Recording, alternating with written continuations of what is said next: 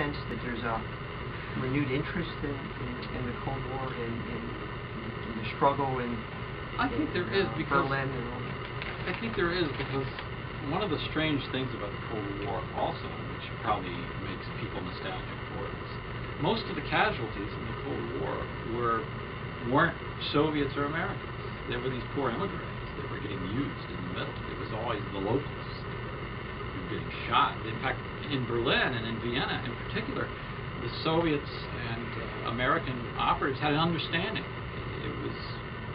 It wasn't written, but it was spoken to some degree, that they would not harm each other. You know, it's like if you have an agent here who's German or whatever, and he's going back and forth, and we find out, something bad's going to happen to him, and we'll certainly execute our own people if they're, reporting to you. We'll get rid of our own people that way. But they were often shipped back to Moscow, but they wouldn't harm each other. I think there's a nostalgia in a way, for that type of a conflict, where we know how they think because we're trying to think in the same way, even though we have a different ideology, and it's not a repressive government like the Soviet government. They were at the same embassy cocktail parties. They were traveling in the same circles. They were out of the same cultural background in a lot of ways, and we could understand them. And we knew they weren't going to do something like climb aboard an airplane and fly it into a building. And I think a lot of the novels, as a result, that written about, say, the war on terror, things like that, espionage novels about that, feel compelled often to have sort of the world hanging in the balance and some nut running around with a nuclear bomb about to set it off. They feel like they have to do that. And whereas the stakes of most really good espionage fiction from the Cold War was much smaller, and that's what made it so tragic. You would have this victory that people suffered for and were betrayed over, and 5 emigres might have lost their lives over, and it might have been for some secret that ends up being outdated and inconsequential. Many of Le Carré's novels are like that, where it's a hollow victory. And I think that makes it for better fiction than, the world is about to blow up in 10 minutes. How accurate are the books that have been written about Wild Bill Donovan and Alan Dulles?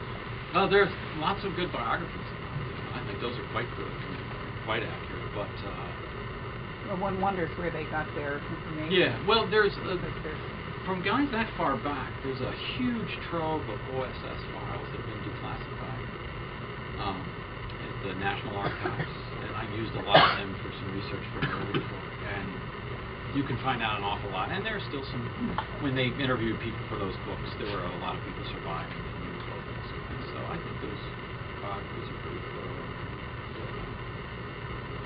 Donovan was another person who hated JFK. Well, I know we're all going to buy your book. What are you reading now, and what are you writing next? What I'm reading now, I'm reading everything I can get my hands on by a writer named Jess Walter.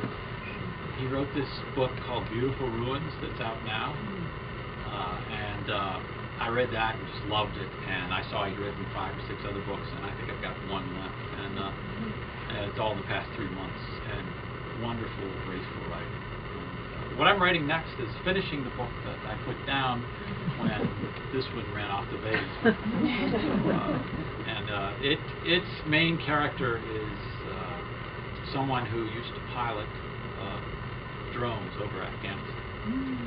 And he was engaging in remote warfare, and it was slowly driving him around the bend. It was every night or whatever shift he was on. He'd go home, put his kids to bed, go to their soccer game, and not be able to talk at all about some house he'd just blown up with 20 people in it. And it got to him eventually, and it's sort of, the book begins basically a couple years later. He's burned out and wondering what went wrong and why there was bad intelligence in the mission that kind of drove him wrong. Is this based on a real... It's not based on a real person, except in the sense that I did go out to Creech Air Force Base. It's 40 miles from Las Vegas. And it's out in the Nevada desert.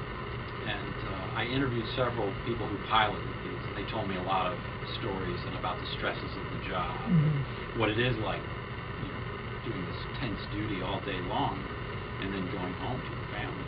Because there is a recent story of someone talking about it, but defending the role, Yeah. on being very accurate and, Yeah.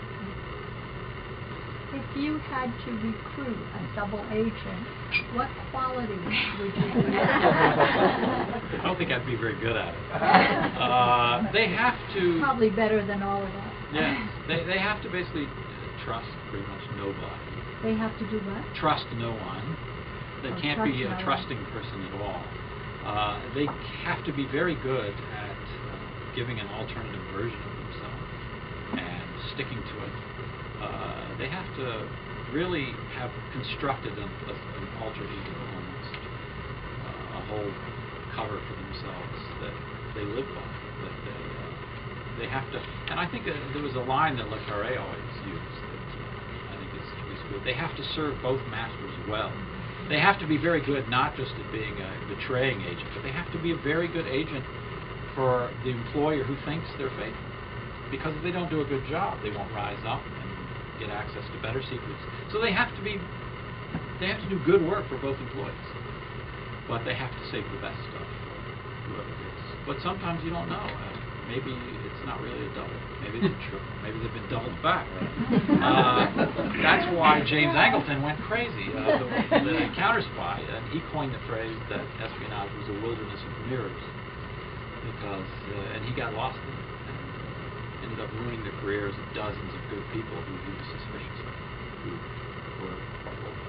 Well, am I right that you have a certain fascination yourself with the idea of being a double agent? I do. How does that fit into what you're saying? I'm not a double agent anyway. I guess my version of a double agent would be if I secretly started going to Duke basketball games, appeared to be rooting for them, but was reporting back to the North Carolina office. That would be my idea. You run it from both ends. Yes, it would be about as close as that. I just finished reading your book about arms dealer in Berlin, and one of the interesting things that I saw with that was the spies were as much historians, because it wasn't just all current day, it was developing this story from long ago. Would you compare or contrast being a reporter or a spy or a historian? Yeah, I mean, all three of those professions, you're trying to filter out a lot of bad information or a lot of just meaningless information. And you're trying to zero in on significant detail, not just in terms of facts and figures, but in terms of you see something, you see a scene developing, and you're trying to pick out the details that tell you something about those characters that are in it, the moves they're making, the gestures they're making. And so I think all of it involves filtering information and assessing. Just, historians, obviously, they have access to the printed word more. They tend, unless they're interviewing people from that period. There's a lot of similarities. Why are they holding Jonathan Pollard? Because he was caught as a spy. Despite all the efforts to release him. Right. They don't take that light. Anyone else? Thank you, and I would.